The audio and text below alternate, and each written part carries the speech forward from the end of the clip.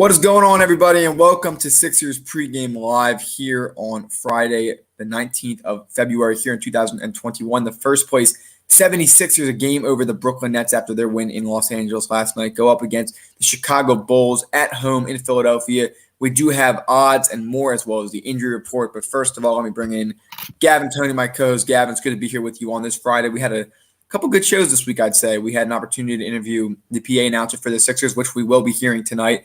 At home, of course, and then you had the Houston Rockets game on Wednesday where the Sixers were just barely able to avoid the comeback from the Houston Rockets in a big fourth quarter. But tonight they go up against the Chicago Bulls, the Bulls who are currently the 9th seed in the East, I believe. They're not particularly threatening. The only thing that's scary is Zach LaVine. Him and Kobe White have had some big games together, so that's the only area that I see concerning, as well as the fact that both Ben Simmons and Shake Milton have been ruled out tonight. But first of all, before we get started with that, Gavin, how are you doing today? Zach, I'm doing great. It's Friday, everybody's day of the week. Zach, this is our first Friday night show in our whole 8 months of doing this. So this is pretty historic. But Zach, I'm excited. The Sixers versus Bulls. I'm a little bit worried. I'm explaining why in just a minute. But Zach, how you doing today? Without a doubt, man, I think that for the Sixers, it's going to be a big game because Brooklyn just came off a huge win. The Brooklyn Nets are right there. Between Philly and Brooklyn, they're the only two teams I see as threats in the East right now. I'm not sure if you had a chance to watch that Milwaukee Bucks game last night. Milwaukee does not look very good right now. Again, they're without Jrue Holiday, but I don't think Jrue Holiday is that X factor, especially against teams like Toronto. But we'll start with what this game means for the Sixers because, again, the Bulls, it's not a big game where it's like you're playing another top team in the East and you need to win tonight to show that you are the better team. No, this is a game the Sixers should win, but it also has big implications in the standings, and here's why. Right now, the Sixers sit at 19-10. Good enough for first place in the East. Just as a frame of reference in the West, that'd be the 3 seed, so not too far behind there. Brooklyn Nets, 1 game back at 19-12. Again, the Bucks are falling off at 16-13, 3 games back, and then it's a slugfest from there on down. The Pacers, 1 game above 500. Every other team in the East, with the exception of the Celtics, is below 500, and that includes the Chicago Bulls, which currently are, yes, the 9 seed at 12-15. They are on a 2-game winning streak. Coming into Philadelphia, I'm just checking here the home record, 12-2 for the Philadelphia 76ers. One of those losses to the Denver Nuggets, of course, which was that COVID kind of game where there's only 8 guys available. Adam Silver issued an apology earlier. We'll cover that here in just a minute. But Gavin, first of all, what does a win tonight mean for Philadelphia just in terms of the standings? Well, it's going to be kind of give you a little bit of comfort. Brooklyn's knocking on the door. Zach, they're here, all right, and they're winning without Kevin Durant, all right. They pulled up on your boy LeBron James last night. We're going to get into that because they smacked the supposed to be king. But a win here would basically just keep you above Brooklyn knocking on your doorstep. I mean, Zach, you lose on your road trip. You lose, 3 out of 4 games? The only team you beat is the Kings, and then you lose 3 straight after that. And then Brooklyn wins 3 straight, and now look at them. They're here. It's like you have to keep winning. I'm not saying you're going to have to stay in first place, but if you want to stay relatively close to Brooklyn, you have to keep winning. Zach, this also has a lot to do with playoff seeding because if you could keep the 1 or 2 seed, you don't have to see Brooklyn until the conference finals, most likely. But if you start slipping and if you become the 3 seed, then you see Brooklyn a whole lot earlier. Well, even that, look, again, Milwaukee is having their problems. There's still a tough matchup. When we face Milwaukee, it's going to be a matchup. The Sixers, we know, should be able to pull off a win there. It's going to be tough. It's always a good matchup. Milwaukee's still a top 3 team in the East. If Philly slips to 2, it's not the end of the world because you'll still meet Brooklyn later on, but it means you would have to play, if it is the current standings, but you flip Philly and Brooklyn, you would have to face the Bucks in the second round. If you stay at the 1, you would end up facing the Charlotte Hornets as of right now. If you win that series, then you would face, instead of the Bucks, the Pacers. So that's a pretty substantial difference. So yes, again, it's not the end of the season yet. We still have 3 or so months left. The second half of the schedule yet to be released. NBA Finals are in July this year, I believe, going into August. So it is going to be about 2 or 3 months behind what it usually is, what we're used to in a normal sports year. But for tonight, for Philadelphia, let's focus on it. If they win tonight, they're 1.5 games up over Brooklyn. Brooklyn's right there. Gavin, you said it very well. They are there. They are winning games. They are looking better each and every day. And yes, they have 3 superstars. Only one is out with Kevin Durant right now. But when Durant's back and healthy, we know how dominant this team is. And again, last night they beat a Anthony Davis-less Lakers. They didn't just beat them. They easily took care of the Los Angeles Lakers. I'll give you that one, Gavin. Well, Zach, here's my number one problem with LeBron fans and Lakers fans today. It's this game doesn't count. It does count because as much as you guys talk about your beloved king, last time I checked, Zach, he was on the floor last night, but he didn't do much. So for those that say this game doesn't count, I'll give you to Anthony Davis. And then people try to throw Dennis Schroeder. Zach, the last time I checked, if LeBron's supposed to be this great player, he should be able to account for Kyrie and James Harden. That's just my opinion. I'll ask you this then, Gavin, before we go on. The Brooklyn Nets last loss a few weeks ago. Kevin Durant had 32 points, 7 assists, and 8 rebounds in 33 minutes. Was it his fault they lost? We know bad defense on that one. But what's your point, Zach? That was LeBron's stat line last night. That was not Kevin Durant's. That was a trap. Congratulations. You admitted it wasn't LeBron's fault last night. But look, no, it was his fault. The Lakers should have put a better fight. He only scored 98 points. Fans saying that game doesn't count because they lost. No, it counts. That game counts. It's in the record. Okay. It counts. Well, you tell you tell a whole bunch of people that. I'm not part of this LeBron kind of following. I just state things how I see him. I'll call it heads or tails. LeBron had a good game last night. The supporting cast was not able to. They're not going to be able to win the NBA Finals without Anthony Davis. I think most teams would not win without their second superstar if they're a duo. But that's just a given. Congratulations to the Brooklyn Nets. Bottom line is that they're only a game back of Philly. Sixers need to win tonight. No Ben Simmons. We expect to see the same starting lineup: Seth Curry, Matisse Thybulle, Danny Green, Tobias Harris, and of course in the middle, the second in MVP rankings right now, Joel Embiid. Jokic has fallen down to 5, by the way, so Embiid is the highest center. LeBron at 1, which I do disagree with, surprisingly for Gavin. But say that again. I didn't hear you. Say that again for me. I think Embiid is higher than LeBron James right now on the NBA MVP ranks. But listen, here's the bottom line. A win tonight gives you another game. It gives you a game and a half. It gives you a good cushion. It continues to prove you're good. But with that starting lineup I just named, which did barely beat Houston the other night, do you think that it will work again tonight against Chicago? Well, Zach, remember, they came out firing versus Houston, and I really mean firing. I mean, they shot 41% from 3. I think they were 12 of 26 from beyond the arc, and Seth Curry had himself a night. But, Zach, it's playing down to your opponents. It's something that every Sixers team has done. Even going back to the Brett Brown era, they just played down to their opponent. Zach, they had 20 turnovers, and majority of them came in the second half. It felt like sloppy play, and the bench was in there for a little bit too longer than I would like to see. But, Zach, let's go to the first half. Joel Embiid comes out firing. Steph Curry is doing Steph Curry things. And you had some help from Matisse Thybulle defensively, who actually looked really good. Active hands, Zach. I liked it. And he had a good three-point shot going that night, too. He had a great three-point shot going. They all did. But, Zach, it was playing down to your opponents in the second half and the lack of having Ben Simmons down the stretch. I mean, you saw it at times where the shots wasn't falling in, and when you need an easy 2, everybody can key on Joel Embiid because no one else is going to give you the easy 2. What also they missed Ben Simmons for is the guard John Wall. John Wall had himself a night. Zach, I thought I was watching Wizards John Wall. Zach, if I'm correct, 300 plus days, meaning 2 years, 365 plus days, 2 years of John Wall not playing due to the fact that he had ruptured Achilles in his house and he also tore his ACL before that. And then he comes back and he's having, I think, an underrated year, Zach. And he came out and had himself a night. Some people may say a career night because they haven't seen him in a while. But Zach, he was just killing the Sixers from beyond the arc and getting almost anything he wanted. This is where the Ben Simmons, just when you need Ben Simmons, down the stretch and the guard, the best defender. I wish he starts out on the best defender. Doc Rivers doesn't do that.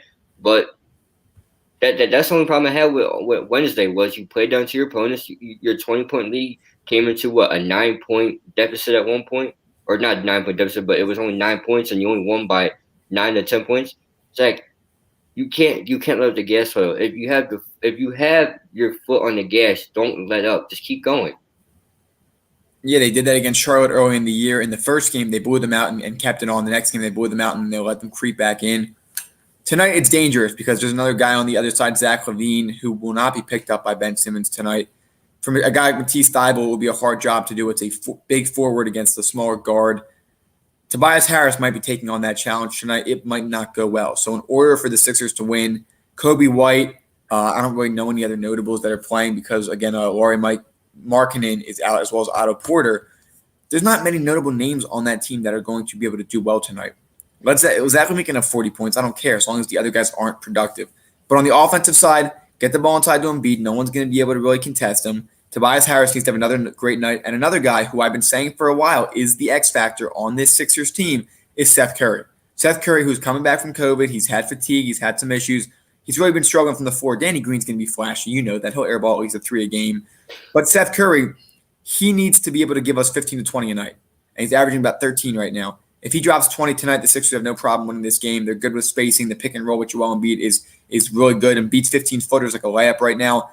Your key to tonight, Tobias Harris, has to do with Tobias Harris things.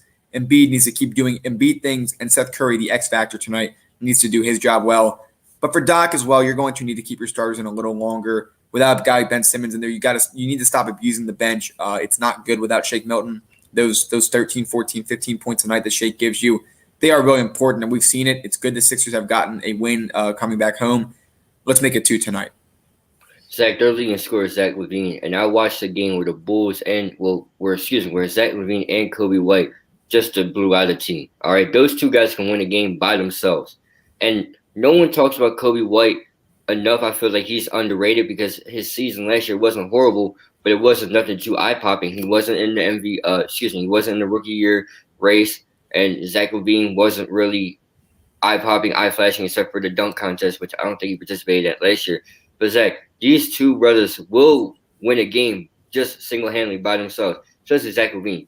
Versus the Clippers, he had 10 threes. And then the game I just recently pointed out to, Zach, you're right. The X factor for tonight will be Seth Curry. But I'm going to put in someone else. The X factor is going to be Tobias Harris. He's going to have to do a lot defensively. And he's going to do a little bit more offensively this game. Everybody's going to key on Joel Embiid. There's no Ben Simmons. When your number one scorer is the only one out there that they can key in on, and then your number 2 scorer is out with an illness, sadly, your number 3, Tobias Harris, has to step up and act like a number 2. And then your number 4, which will be Seth Curry, has to act like a number 3. Zach, there's got a lot of slack has to be picked up by Tobias Harris tonight in the scoring effort. He's been doing it a lot last couple of games, but if there's a game where I can see the Sixers losing, it'll be this one because they play down to their opponents, and you can't do that. And Zach, I agree with you. You have to leave your starters in. One thing I want to take notice, I was watching Dwight Howard play. I saw something that made me really mad. Zach, he missed an open layup he always makes that. Zach, I wish Dwight Howard can tap into Dwight Howard last year where it was more effective. Kind of looked a little sluggish out there on Wednesday versus the Rockets. Something that's not like that you don't want to see. But I hope he could pick it up too. That could be another X factor off the bench you want to talk about. I think that you want to talk about off the bench. I think Tyrese Maxey, who had 10 points in 12 minutes last game, he'll be a big factor. But Furkan Korkmaz, Isaiah Joe, Tyrese Maxey, Dwight Howard, Mike Scott, those are the only guys who played from the bench for Doc Rivers on Wednesday. I don't see those guys magically helping out. I mean, we have 18, 21 points off the bench last game, which means about 100 points, 97 to be specific, came from the starters. Tobias Harris, 15 boards, 24 points. Danny, 12. Joel, 31. Seth, 25. Matisse had 5. All the starters played about 37 minutes. That's a lot to beat a team like the Houston Rockets. And the Chicago Bulls, it should be less. But from the Sixers, get up early. Keep fighting early. Don't go to your bench for too long. Hopefully in the fourth quarter, the game's already over. And at that point, you can empty your bench. But until that point, you got to play a tight game. This win tonight is important not because of who you're playing, but just because of what's going on around the Eastern Conference right now. Brooklyn's right there. You can't let them jump you. You got to hold your dominance, hold your assertiveness. Only a few more games here going into the All-Star break. But Gavin, anything else you wanted to say on that? Yeah, Zach, you're right. Look at the Golden State Warriors back in, I want to say, 2018 to 2017. They would get up on teams early where they wouldn't have to even play the starters in the fourth quarter. There was a stat that Steph Curry didn't play 5 straight games in the fourth quarter because the game was already over. Now, give or take Zach, Steph Curry, Kevin Durant, and Klay Thompson. I get it. The magnitude of stars on the team does not match up to ours. But there's a win, there's a will, there's a way. You can't beat a team to the point that you don't have to play your starters. And if you're going to play your starters, let's get up to the point where you don't have to run Joel Embiid maybe for the last 3 to 4 minutes of the game to close out if needed. Zach, if your foot's on the gas, don't let up. All right? We've seen it happen multiple times. And finally, Zach, Tyrese Maxey, I wanted to take more jump shots. I saw a lot of driving and trying to go up, and he got swatted a couple times by DeMarcus Cousins. I hope his jump shot can develop a little bit more into the speed of game. We know he has one. I just got to see a little bit more. Yeah, without a doubt. Coming up after this, the opponent, Chicago Bulls. Don't be deceived by their record. They have hung in against some very good teams this year. We'll point out some notable wins by them and show you why this will not be the cakewalk some people might think. We are now offering a new product on our Teespring. Wear a mask in public. We are now supporting a custom designed mask with our logo on it. Purchase it today, and 10% goes to a foundation of our viewers' choice. It offers a full nose and mouth coverage, single-sided print, includes 2 2-inch elastic ear loops, non-medical grade product, and finally, $1 from every mask sale is donated to a nonprofit to feed children in need. Enjoy today's episode. Bulls have been an up-and-down franchise since the late 90s. We kind of know that story a little too well. Everybody does, arguably. The GOAT was the best team statistically of all time, 96, 97 Bulls. I'm doing a project on that in Sports Stat. They have the best net rating of all time. With that being said, Gavin, let's look at some of these games. Who was on the team, Zach? Who was on the team, Zach?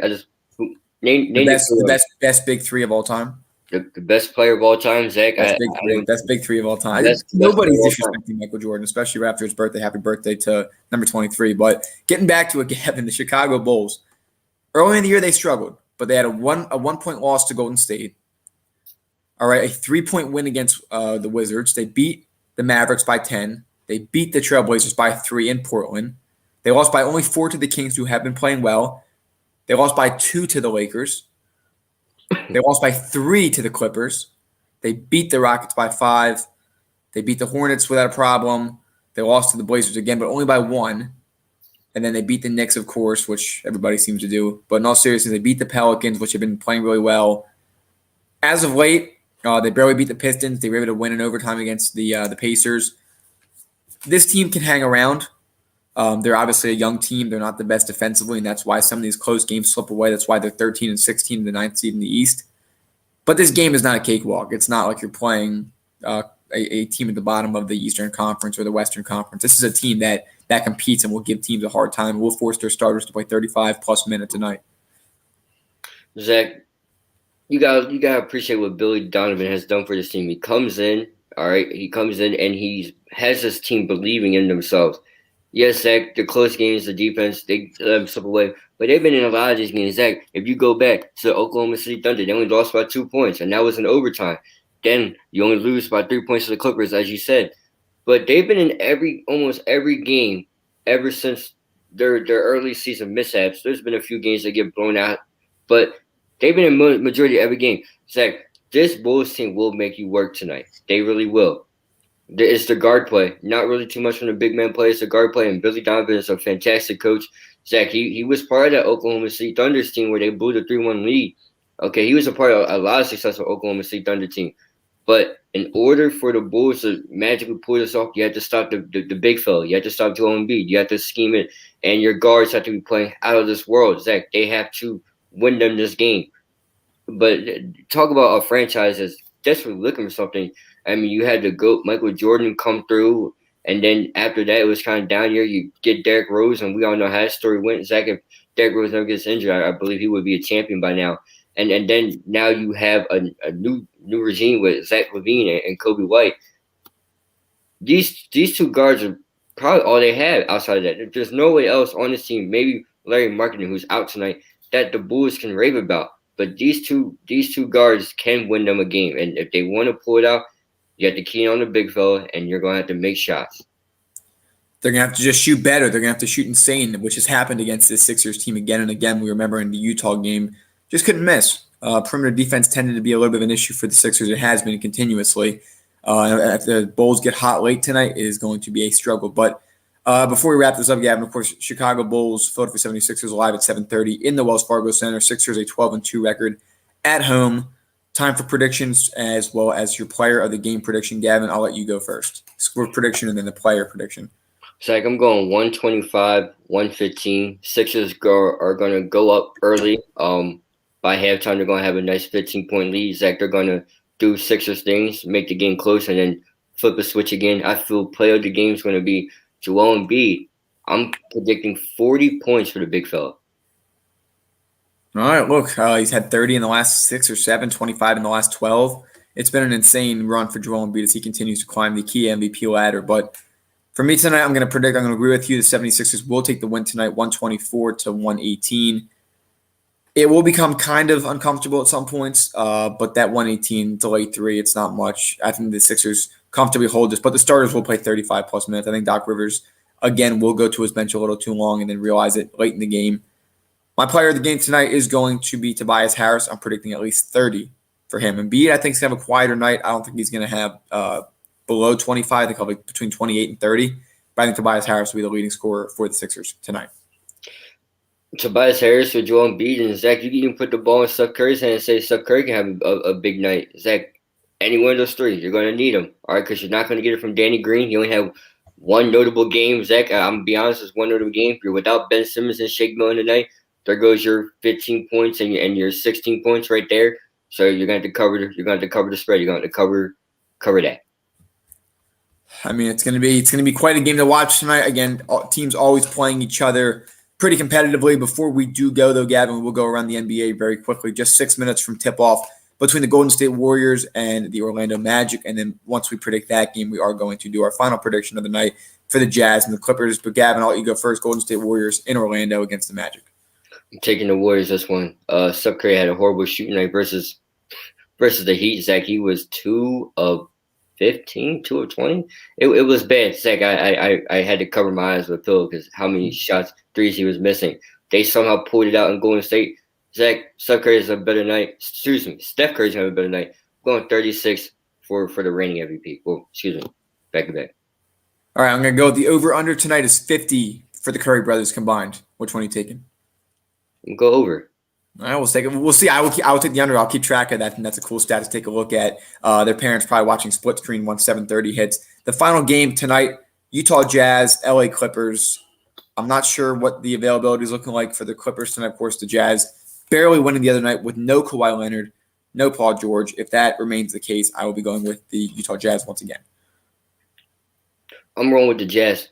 They're hot. All right, they're playing great basketball. The ball movement is key, and everybody's getting a shot. Everybody can't miss.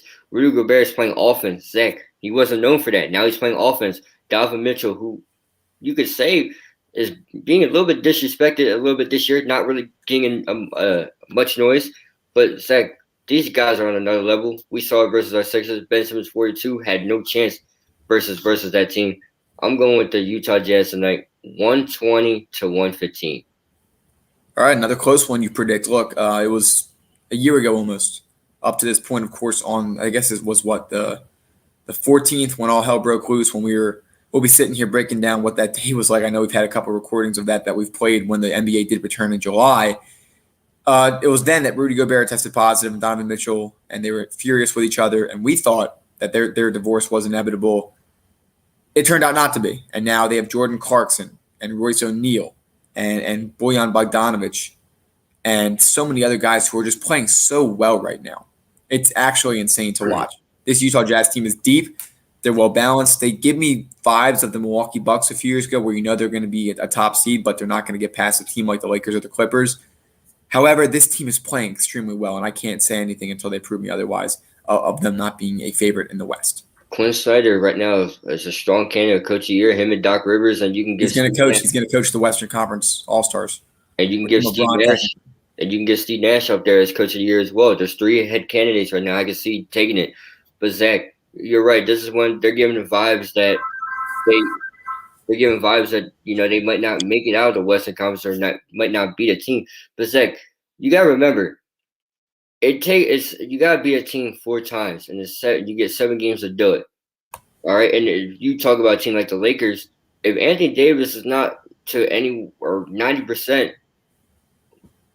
They got Rudy Gobert. Where's Anthony Davis going to do versus Rudy Gobert if he's not fully healthy? Another 4 weeks for AD. And then the Clippers, I like Kawhi. I like Paul George. I like Sweet Lou, Lemon Pepper Lou. All right, there's a lot of Lou Williams jokes out there. But Magic City Lou. What a throwback for that. It's been quite some time. Lou Wooville. All right, there's a lot of them, Zach. We can just sit here and go through them all. But they don't have another big man. I like Serge Ibaka, but there's no one's going to stop Rudy Gobert, especially at the way he's playing. He's playing dominant. They are a role-playing center away from being the best team in the West. They've been under the radar too, but they're going to make some noise this year. That I have kind of Virginia Cavaliers vibes from them when they lost to the 16th seed, came back the next year, won it all. But again, firing Doc Rivers, making Tyronn Lue the head coach, he could be in the running for Coach of the Year. Outside of those four guys, I don't think you can really make a case for anyone else at the moment. I think Quinn Snyder is my top choice because he has the least to work with, in my opinion. Philly has tons of talent.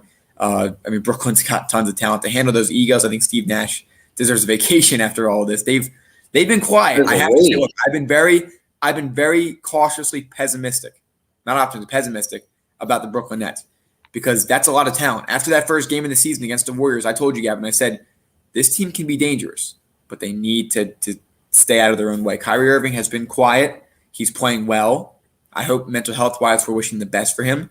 Durant's been stressed with his injuries and a few other things, but he's not taking it out on his teammates. James Harden's just quietly doing his job. He makes it that his team some nights. This is going to be a show to watch. This is close to the greatest show on turf. It could be the greatest show on the hardwood. Well, Zach, you're right. Listen, the three egos. I mean, the bad boys of Brooklyn, the three egos, whatever you want to call them, you can name them. Yes. The three egos, and not Migos, three egos. But Zach, there's three guys. But Zach, listen, they all have a role there. Kyrie Irving is not the point guard. He's more the scorer. Kevin Durant is the ISO guy and can score when needed. And James Harden is the true point guard. He has a triple-double ever since he's been there. They all have their role, and they understand their role, what it's going to be. They know what it takes to win a championship. Two out of the what? Three have championships except for the one. It's like this Brooklyn team is fantastic. And you're right, when it comes to Steve Nash, he needs a raise or a vacation or day off. They have a lot of supporting staff. Mike D'Antoni, I forget who their defensive coordinator is, but they have quite the staff there. And Steve Nash was heavily criticized when he was hired, not necessarily because of who he is. He's a good guy, obviously, but his experience compared to some other candidates out there. And so, yeah, this has been an interesting one. If I'm a Sixers fan, I'm terrified. I'll be honest with you. I'm very scared right now of what could happen against this team. It could be a shootout every night, and the Sixers don't have the offensive firepower to do that. They would have to quiet them down defensively. It'll be fun to watch. I'm looking forward to watching whenever it is that these two teams meet up fully healthy. They still have two more times to play each other, being both in the Atlantic Division. Can we not get gypped at this one? Can we actually see like the powerhouses clash? Maybe we'll get our press passes that we were promised to go for that game. Look. Matt Cord was saying he was excited to see it, and found out there was no KD or Kyrie, and then you just get gypped. But Zach, before we head out, there's three things I gotta say. When it comes to Brooklyn, did you ever think of this possibility that what if they win this year? And remember, they're under contract for another year. Your James Harden is one more year after this, or your KD Kyrie, I think, is two more. Well, I think Kyrie is there locked in. I think he's on the full 5 year max or 4. It might be that 4 year max. I think Durant is on a similar contract with an option to opt out after this season. Well, think about it a second. If you win this year, they both did take. They took slightly below the max to bring DeAndre Jordan in. Excuse me. Think about it a second. If they win this year, do you ever think about they can just lock in for the rest of the year for the rest of their careers? And I mean, they've all gotten their max deals and have gotten their money. If they want to be serious about being a dynasty, they can take slightly less. But you need a bench. Their bench still is not where it needs to be. My fear is not where it needs to be, but time will tell. They're scary. My fear, Zach, is that they restructure their contracts. I don't know if you do it or not in the NBA, but they restructure, take a little bit less money. They go get themselves a center, go buy some players to get a bench. That's my fear. Because once again, Zach, it's all about buying in. If you buy into what you believe in, you think you could win. If you win one, you think you can do it again with the same crew, but maybe add a couple people. It's called buying in. It's buying into something you believe. It's the Bill Belichick way. Players taking discounts to keep winning. Zach, we've seen it in football. But and lastly, Zach, before we head out, Naomi Osaka, 3:30 in the morning. I'm setting my alarm. I'm not missing this. All right. She beat my girl Serena Williams. I gotta watch this one. Australian Open final. Australian Open final, yeah. Yeah, I mean, and on the golf side, before we wrap up today, going into the weekend, a lot of players not expected to be cut. Rory McIlroy, Bryson DeChambeau, a couple others have not made it. The cut is, I believe, at 1 under. Just taking a look down the list here at guys that are not going to be making the cut that are notable. Colin Morikawa, unlikely to make the cut. He does need to get 2 more strokes down. He's only 15 through. But a couple of guys, Norlander, who had a win a little while back, Bubba Watson, 2 over today. He's having quite the struggle. Bryson DeChambeau did finish the day already. He's already been officially cut. Gary Woodland, not too much of a surprise there from him. But Justin Thomas, who's unfortunately his grandfather died a few weeks ago while he was at the AT&T Pro-Am. So he had that news break to him the night before the final round. A lot of notable players knocked out this week. But leading at the top of the board, no surprise, Dustin Johnson is right up there at tied for 6th place. And then at the top is Sam Burns, who is currently 12 under going into the weekend. Tough course at Riviera. It's insane. I don't know if he'll be able to maintain it. Jordan Spieth, 6 under going into the weekend. He's been in contention. He has not been able to close the book. He led back-to-back Sundays, AT&T Pro-Am going into it last week, and the Waste Management Phoenix Open the week before that. This week it looks unlikely unless he has an insane day tomorrow. But he's getting back up there. Jordan Spieth, keep an eye on him during the Masters this year. Keep an eye on him during the U.S. Open this year. And if he qualifies for the PGA Championship and the British Open, that'll be fun to watch as well. Well, and Zach, first of all, I can't believe that Bryson DeChambeau was already cut. It was literally a month or 2 ago, we were talking about this guy, or excuse me, 3 months ago, correct me if I'm wrong. We were talking about this guy and his wicked drives and how good he was. And now all of a sudden he's struggling to 2021. For me, Zach, the one guy is 12 under. I forgot the name. Forgive me. But if we combine your best score versus me and my best score versus you, I think we come in 2nd place. I think we both had 5 under. That was our personal best. So I think we come in 2nd place and we'll be fighting. Probably lose that 5 under real quick. But I'm waiting for Tiger Woods, Zach. That's my guy for 20. We're all excited for that. Again, the Masters are soon. Believe it or not, they were just like yesterday. But they're coming up soon again, and we'll be covering it on here. It's going to be a fun time. With that being said, Gavin, again, some big games tonight in basketball. It is 7:04 between now and the next 6 minutes. We'll be getting tip-off across the NBA. Thank you, everybody, for watching us here on Sixers Pregame Live. We hope you enjoyed it. We hope you continue to enjoy some of our new content that we are starting to provide. We look forward to continuing it for you. With that being said, everybody, have a great weekend again. I'm still getting over the Carson Wentz news, so I'm not ready to talk about that quite yet. But we did break that news live yesterday here. We got some soundbite we got to get to, Zach. We got to record something over the weekend because guess what happened? JT Realmuto broke his thumb. Oh, it's starting already. Ladies and gentlemen, I'm not going to scream about it. It's Friday night. Zach, give me one weekend plan before we head on out of here. One weekend plan. I really couldn't tell you. I was planning on playing golf this weekend, actually, because it is going to start warming up. And if this wasn't for this snow, the course would have been melted by now.